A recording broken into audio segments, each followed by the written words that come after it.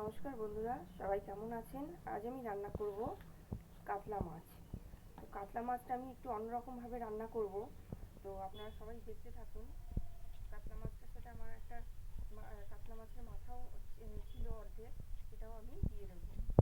তো আপনারা চাইলে এই রান্নাটায় কাতলা মাছের মাথাটা দিতেও পারেন, আবার নাও দিতে পারেন। তো পুরো ভিডিওটা দেখতে থাকুন বন্ধুরা।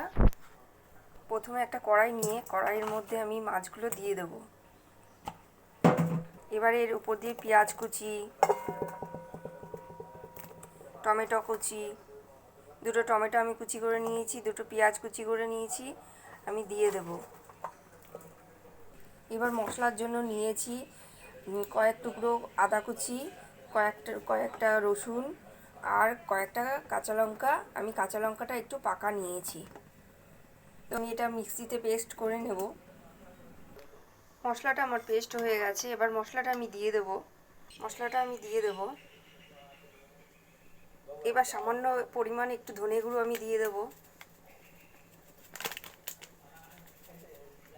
এবার পরিমাণ মতো নুন, হলুদ আর কাঁচা সর্ষের তেল দিয়ে আমি ভালো করে মেখে নেব।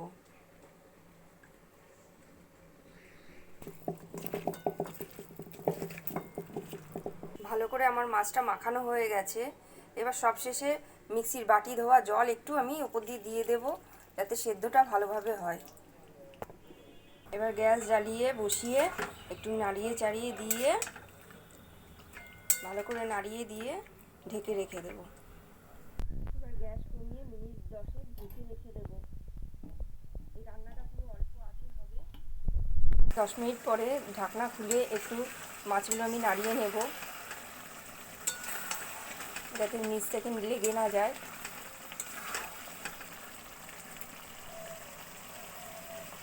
এবার কয়েকটা লেবু পাতা আমি একটু কেটে নেব।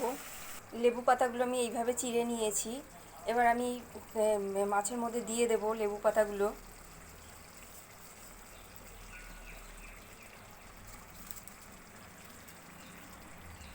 এবার দিয়ে ভালো করে একটু নাড়িয়ে নেব। লেবু পাতাগুলো দিয়ে আমি আরও 2 মিনিট একটু ঢেকে রেখে দেব। লেবু পাতা সুন্দর একটা গন্ধ বেরিয়েছে।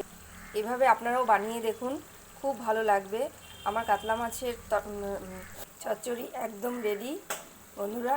এভাবে গরম গরম ভাতও হয়ে গেছে, গরম গরম দারুণ লাগবে বন্ধুরা।